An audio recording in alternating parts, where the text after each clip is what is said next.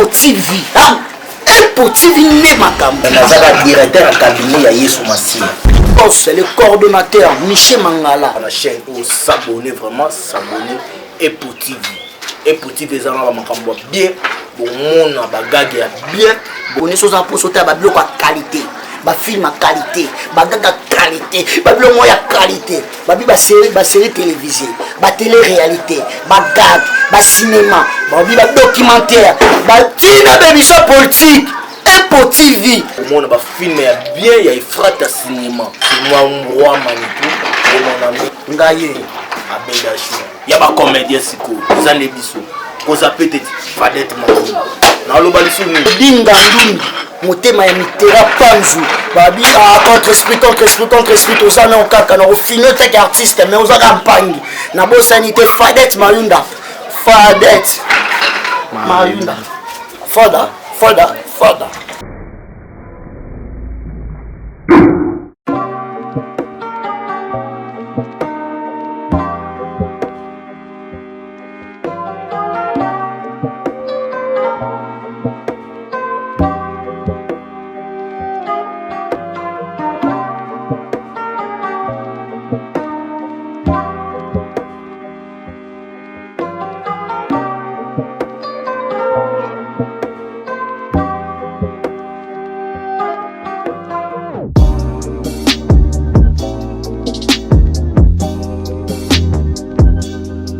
Bénéficier de la démocratie, d'autant plus que cette jeunesse aujourd'hui, la lecture que nous faisons se retrouve par terre.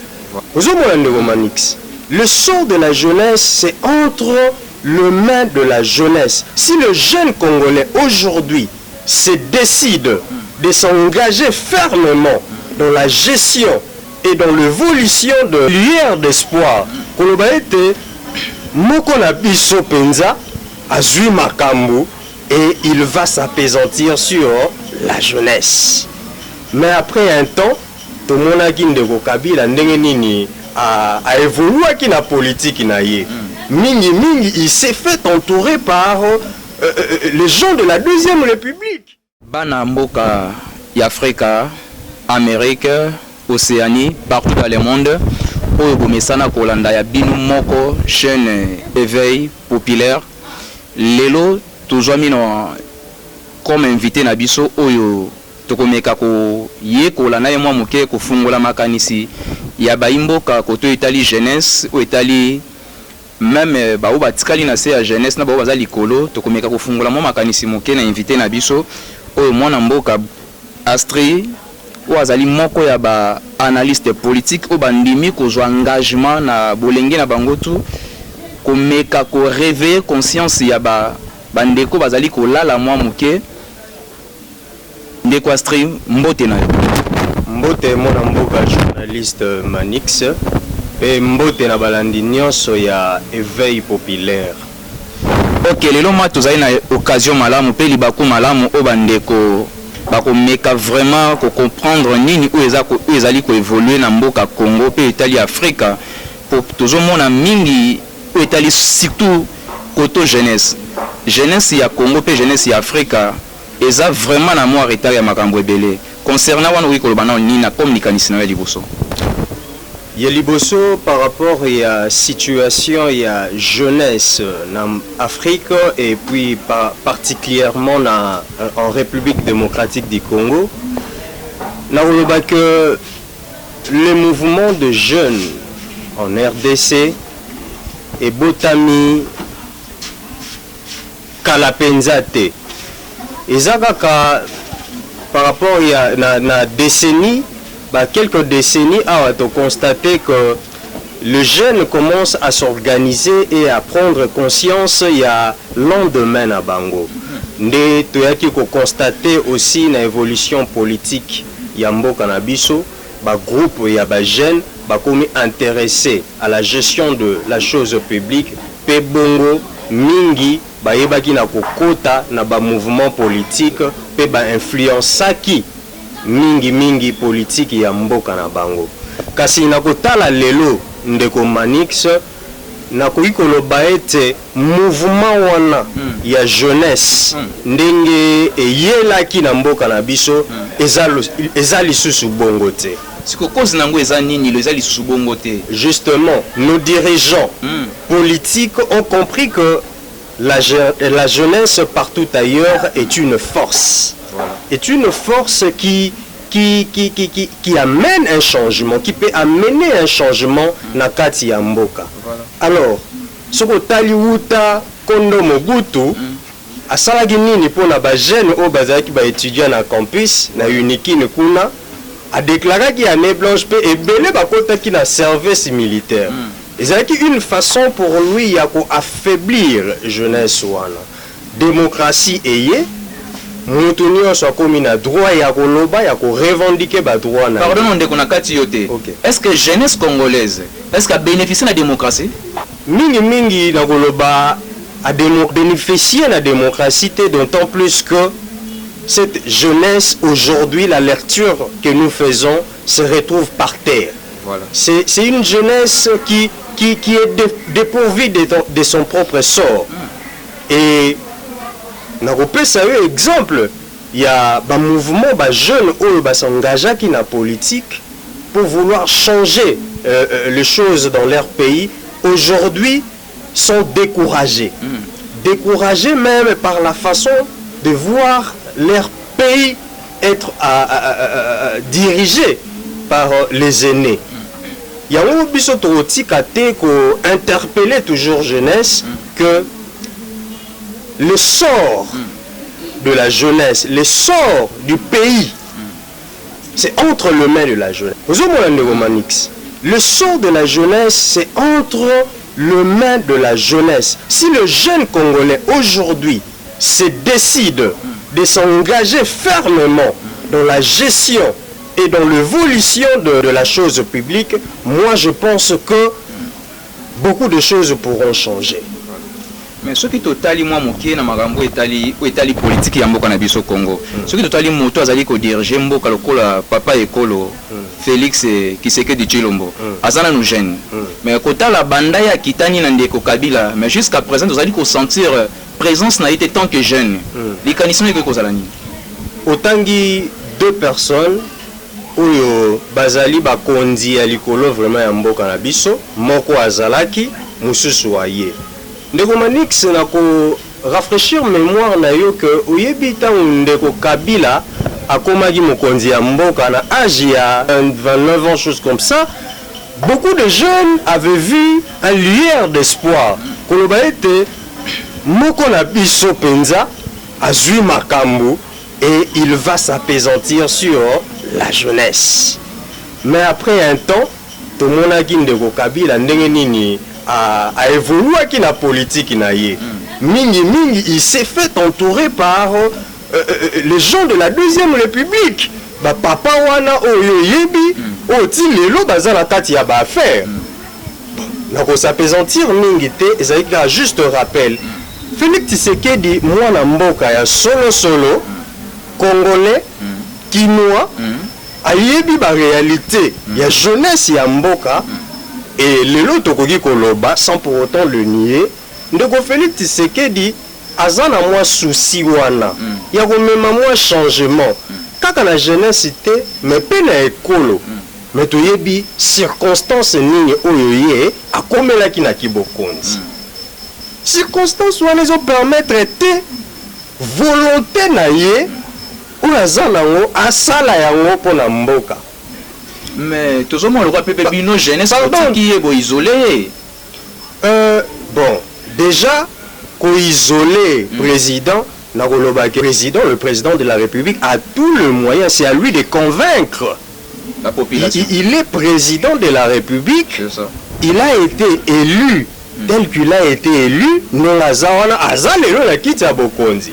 Population to jeunesse congolaise a isolé na ndenge nini parce que ye nega zawana azana ba moyen azana ba prérogative nyonso pour na kosala bolamu na peuple congolais et particulièrement à la jeunesse congolaise. Mais curieusement tozo tala pe tozo mona que banda mona mboka Félix Tshisekedi azui bokonzi eza na plan mon côté où ils ont exécuté sur le plan de la jeunesse, notamment le ministère de la jeunesse. Sur le tali ministère à la jeunesse, le lot qui est déjà il y a près de 2 ans à pouvoir. Dites-moi un peu, quel est le plan, quel est le programme il y a ministère à la jeunesse pour la jeune congolaise? Moko aza comme ministre ya jeunesse azali jeune lokola ngai na yo. Siko soki olobi ke omeka ko penser sérieux, omeka ko réveiller conscience na yo ko loba nini directement pour la ministre ya jeunesse. Ministre ya jeunesse d'abord nayebi que tant ministre mutu ba désigner ye ba nommer ye akomi ministre ayaka na programme. Programme na ngai eza nini pona ba jeune ya mboka. Comme tout ministre peut le faire, ils ont un programme. Et tant que vous avez possibilité, il y a comme un ministre pour exécuter le programme. On a interpellé le ministre de la jeunesse pour que Banda yé a comme ministre de Mboka Oyo. En tout cas, nous ne voyons rien. Il y a un programme Oyo et ça peut s'appliquer pour la jeunesse congolaise. Bon, ndeko tozokeni mwana lombangu po TV ezali ngonga. Tozotala mo insécurité ezozonga lisusu makasi na mboka Congo. Tozotala ke à chaque temps tozoka ke lokola na est lokola na YouTube tozoka ke bato baza kokufa tout moment même na cabinet ya président de la République tozoka ke bato baza kokufa mais président de la République azoloba eloko moko te. Comme si que tozongi na même système ozala kimbala sima oti koleka na ndeko Kabila. Ndeko Manix opposé question très intéressante, importante, où est la sécurité à Mboka na biso. Oyebi wuta Mboka na biso et bundisa mingi pour la oyo ezali comme ba potentiel nango. Richesse na yango et notamment du côté de l'est du pays. Mikolo nyonso bandeko bako kufa. Mikolo nyonso tokomona bako kata batu mitu. Bako kata batu maboko nyonso wana pona ko envier ko luka ndenge ni bako ko boto la kinta ya mboka na biso. Ce qui n'est sur le plan institutionnel, quels sont les efforts que le pouvoir en place, que le gouvernement doit engager pour qu'aujourd'hui nous puissions retrouver cette paix sans laquelle nous n'aurons pas de développement. Banza okoyoka okomona que ebele balobela kibiso émergence à Congo. Nous ne pouvons pas arriver à l'émergence Yamboka tant que sécurité est garantie. Parce que les investisseurs bagoyate pour bayebi que mbutu ezakuna. Ozomona mwana mboka. Yango musala o biso to sali to koki ko sala lelo. Eza ya ko interpeller, ya ko tirer sonnette d'alarme pour nous talisa opinion, pour nous talisa le monde entier que nous sommes en danger. La RDC est en danger de Comanix. Joyons au sérieux. Na mikolo ezali koya, ce qui est lokomoko et salamité, mboka na biso to risquer to perdre. C'est que le peuple congolais a continué à espérer un gouvernement en place ou a continué à espérer les sous-soutés que Azana ba dirigeant ou Azana peuple moko abandonné. Le destin de la RDC, le destin de la République démocratique du Congo n'est pas entre les mains d'une personne et ne le sera jamais. Le destin de la République démocratique du Congo est entre les mains des Congolais et Congolaises. Les dignes fils du pays qui s'engagent à changer leur situation, à changer leur mode de vie, à changer surtout leur façon de poser des actes pour l'évolution à Mboka. Aussi longtemps que nous les Congolais, nous avons des distractions. Aussi longtemps que nous avons des débats, il y a bateau. Na kata ba parti politique. Aussi longtemps que nous avons des principes, des valeurs, na mboka na biso, to espérer et l'autre côté. Il faut que bunda pour le respect, instauration réelle. Parce que jusque-là, l'état de droit, l'état de droit, eza cousi na bataille ya bato tokokota mokolo mosusu mpona démontrer yo que ya solo état de droit oyo eza nango kaka basports oyo bazali kopesa ndeko na biki makanisi ezali mingi ya malamu na kati na yo mais to chute mwa moke na makambo etali santé na makambo ezali kodéranger mokili mobimba mais jusqu'à présent comme si que République démocratique du Congo comme population nango baza ko croire vraiment te na malade etali comme coronavirus tokotala lokwa na ba district mosusu tozomona ke population azali kotambola na ye azali ko se sentir que aza na mboka eza bien maladie eza te mais tozomona ke na ba mikili mosusu baninga ndenge bazali ko confiner bandeko tozomona ke non sérieux vraiment ezali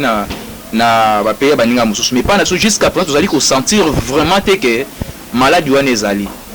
Est-ce que ezali ya solo ou gouvernement na biso ezali kokosa biso pona ba intérêt na bango mo quelque part ndeko manis koloba ke gouvernement ezali kokosa na makambo etali coronavirus na kokoka ko yebisa yo te soki ezali ya solo to ezali ya lokuta mais oyo étant que observateur ya vie sociale ndenge ezali ko évoluer coronavirus ezali maladie ya coronavirus ezali mais seulement na komema na réflexion moko lelo déjà tozokende 3 mois ya entre guillemets confinement parce que nga na obenga confinement te ce que zo benga ngoni boloko c'est que gouvernement congolais et ses populations na kasa boloko wana ça n'engage que nga eza boloko parce que si on doit parler du confinement confinement elingi koloba ke tata mama vana na ndako na yo kobima te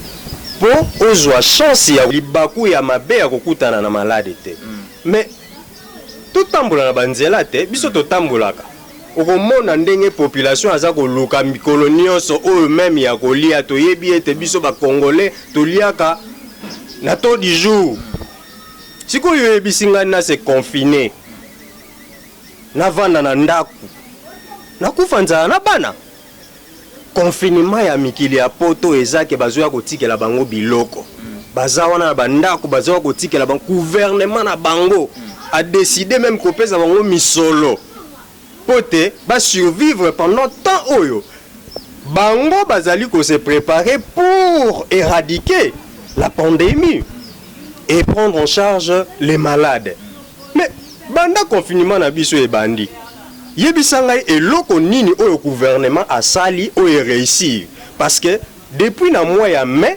oyo maladie oyo apparaître na mboka na biso baka ezaka kakomata. Cela veut dire autrement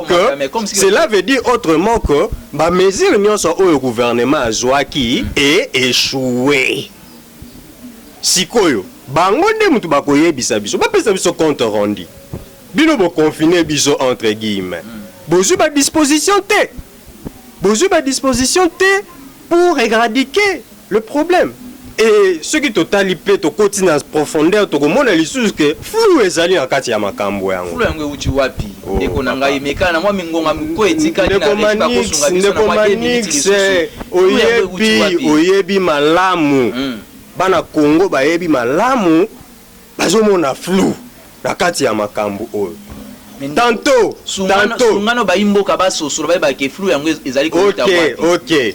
Tantôt autant de cas il y a contamination kuna docteur Muyembe a webisa bino que 400 et quelques cas en bonne évolution 2000 et quelques contaminés 300 tozolanda bango na kata ba commune après une semaine les 400 et quelques malades oyo bazaki en bonne évolution bake wapi n'est-ce pas que ceux qui basent en bonne évolution, il faut pas piquer, non? Et cela va diminuer considérablement le nombre de contaminés. Mais tout le monde a 400 évolutions, 900 et bonne évolution, mais on a 3000. N'est-ce pas que ça flou? Balamboka bazo comprendre l'issue makambo yote. Bon, mokonzi ya mboka a une expérience ya kosomba bakisi. Oyo uti na Madagascar po bango baza kolonga makambo oyo tikela na mongonga na lana kundola mwa muke ndeko manix bakisi wana bapesi batu to te po bayebisaki biso ke ezoleka nanu na examen baanalyse ti lelo so nango ekomi ndenge nini question mark natiki domaine ya bakisi nazwi domaine ya place ya tala ebunga lisusu na ngenge naloba par rapport ya déconfinement. Pourquoi biso bacongolais tokosala kaka makambo na modèle ya baeuropéen? N'est-ce pas que quelque part toyebaki na kodramatiser situation? Ceux qui n'ont 3 mois coronavirus ebomi na kaka 70 personnes, mais chaque jour maladie ya malaria ezoboma plus de 300 personnes. Chaque année tozokende na plus de 20 000 personnes. Wapi oyo esengeli gouvernement acha plus de moyens.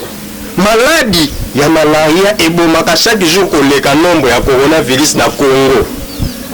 Ozomona ndeko zela po tango seninga ina kundola nayebi ke na batango tokoya tokolobela makambo ebele. Yebi ete nzala na mboka na biso eza maladie. C'est vrai. Mais Congolais va pouvoir aller en Nzala.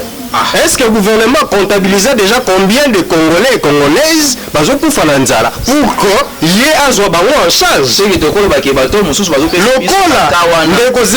Cola, et kuna na France, bandi ko déconfiné malgré que bango pe balongi ya ngona noté, yango bandi ko yoka déconfinement, karaté déconfinement, karaté to sengi pe ba déconfiné parce que population azokoka lisusu te na ko développer en plus tard na ba occasion oyo tokozwa pour na kolamusa congolais pour na kotalisa ye responsabilité na kati na mboka nini asengeli bandeko bana ya Afrika bana monde entier obomesani kolanda éveil populaire émission na bino ya ngai na yo o tozali kopesa makanisi pona komeka ko réveiller conscience ya peuple congolais peuple africain.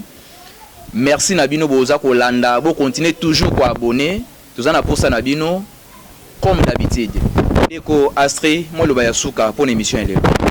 Liloba suka pour émission lelo eza que peuple congolais, jeunesse congolaise, botika distraction. Botika débat oyo etali ba individu. Ozana IDPS, ozana Lamuka, ozala wapi toza na oyo ngana bengaka dénominateur commun ya ba jeunes congolais eza kozanga musala chômage eza mpiaka eza ba difficulté. C'est ça le dénominateur commun de jeunes congolais. Et na wana esengeli toza na bomoko ya kondima pe ko s'engager pour na ko changer cours de vie na biso. Voilà message oyo na ko pesa na mokolo lelo pour na jeunesse. Merci ndeko nanga Astrid Luwawa. Tokutani mbala ya sima biso na bino to continuer ko s'abonner. Bye.